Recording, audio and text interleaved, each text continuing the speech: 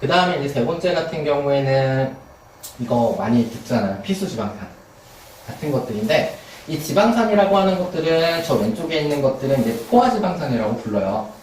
그리고 좌측에 있는 두 번째가 있는 게 이제 불포화지방 지방산이라고 부르게 되는 건데, 그 중에서 이제 이 오메가6, 오메가3분을 갖다가 사람에서는 보통 필수지방산이라고 얘기해요. 그리고 수위에서도 마찬가지로 저기는 오메가6랑 밑에 있는 EPA랑 DHA라고 하는 저 3가 대사돼서 나온 산물을 필수지방산이라고 얘기를 해요.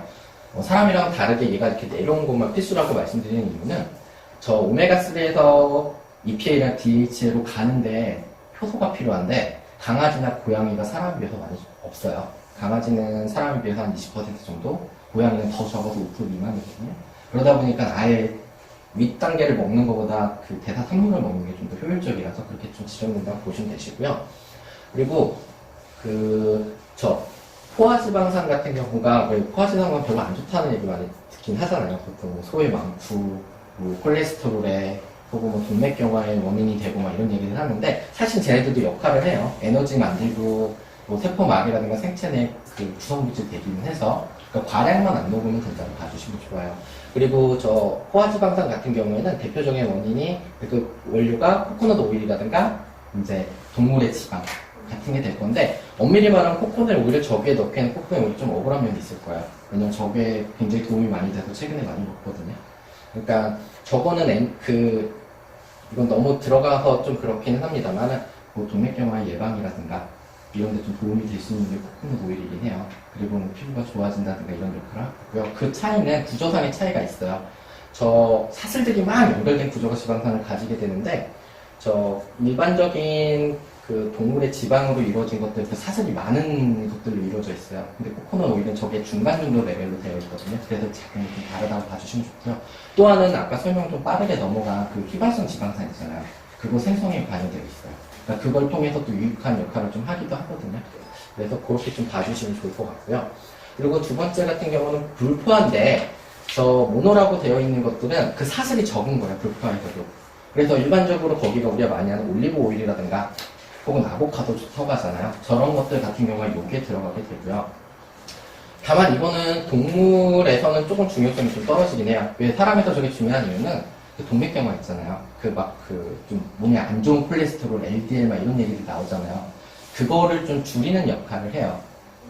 그 좋은 것들을 올리고, 그래서 도움이 많이 되는데, 근데 동물 같은 경우는 그 나쁜 콜레스테롤이라고 하는 게 그 혈관에서 오래 머물질 못해요. 그래서 동맥경화증이 많지 않거든요. 그러니까 중요성이 좀 떨어져서 강조가 좀 덜하다고 봐주시면 좋을 것 같아요. 그리고 세 번째 필수지방산 같은 경우에는 좀 뒤에서 다시 좀 다룰게요. 오메가3, 오메가6라고 하는 게 이런 식의 대사를 해서 실제로 역할을 하게 돼요.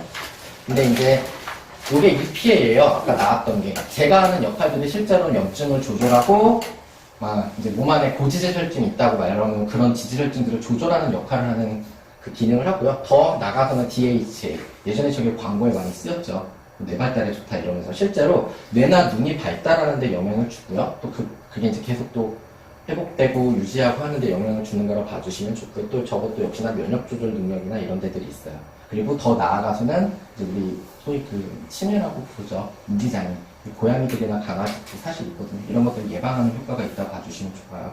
그래서 이런 것들이 많이 들어있는 것들은 이제 동물 중에서도 이제 어류들 있잖아요. 어류들에 좀 많이 들어있다고 보고요. 제일 이제 좀 권장해드리고 싶은 건 좀 크리새우 오일이라고 봐주시면 좋을 것 같아요. 저런 것들 좀 주시면 좋을 거고요. 그리고 오메가6 같은 경우는 아까 이제 포화지방산이랑 약간 비슷한 것도 있기는 한데, 이제 피부나 털, 아니면은 생식 능력이라든가 뼈 건강, 기타 등등의 중요한 역할을 해요. 다만, 오메가6 같은 건 특히 저기 단계 중에서 맨 마지막에 AA라고 있는 단계가 이런 역할을 하는데, 너무 많아지게 되면 실제로 염증을 유발을 해요. 그러니까 저거는 그래도 조절할 필요는 사실은 있겠죠. 그리고 응고장애도 사실 일으킬 수 있고요. 그리고 일부 저게 암을 유발을 할 수도 있어요. 저게 중간 과정에 들어오는 것들이 약간 활성산소라고 하는 개념이 있거든요. 이건 조금 이따가 항상화할 때 다시 설명드리는데, 그런 거랑 관련해서도 저런 이제 안 좋은 부작용들이 일으킬 수 있다는 걸 염두해 주시면 좋을 것 같으세요. 그래서 이제 일반적으로 우리 주변에서 그래서 볼 수 있는 원료들이거든요. 올리브 오일, 코코넛 오일, 해바라기유, 이제 닭고기 같은 이제 동물들의 이제 지방, 그리고 아까 말씀드린 생선의 오일, 저렇게 5가지 크게 나눴을 때, 맨 왼쪽이 이제 포화지방산, 그리고 중간에 이제 아까 사슬이 좀 적게 있는 이제 불포화지방산, 그리고 맨 마지막에 오메가6, 오메가3. 이거는 이제 불포화지방산들 중에서 이제 필수지방산에 해당하는 걸 나누면요. 아까 말씀드렸다시피 코코넛 오일 같은 경우는 포화지방산이 좀 많은 편이에요. 그래서 그걸로 영향을 주게 될 거고요. 그리고 식물성 유 같은 경우에는 이제 그 오메가6분이 조금 더 많아요. 올리브유가 많은 것처럼. 물론 그 중간에 사슬이 적은 지방산이 많기도 합니다만. 그리고 유의할 거는 식물유가 사실은 오메가3가 거의 없는데 저 해바라기 유는 오메가3가 있긴 하거든요. 저렇게. 꽤 있죠. 근데 저거는 사람한테 그래도 도움이 될 수 있어요. 근데 아까 말씀드렸다시피 ALA 그 자체로 들어오게 되면은 넘어가는 것들은 사실 힘들거든요. 그래서 효과가 떨어질 수밖에 없어요. 그리고 이제 지방, 동물성 지방 같은 경우는 저런 것들이 상대적으로 좀 적어서 에너지원으로만 좀 이용을 할 수가 있을 거고요. 그리고 마지막으로 생선유도는 확실하게 EPA랑 DHA 좀 많죠. 그렇게 봐주시면 좋을 것 같아요. 그러면 얼마나 중요한가 사실 좀 궁금하실 거잖아요. 그게 이제 이런 것들인데, 이거 부분도 사실은 책마다 좀 많이들 좀 다르긴 해요, 논문마다. 근데 이제 일반적으로는 권장드리는 양이 오메가3 자체를 기준으로 했을 때 몸무게당 50에서 한 250mg 정도 사이로 먹여주시면 효과가 있다고 봐요.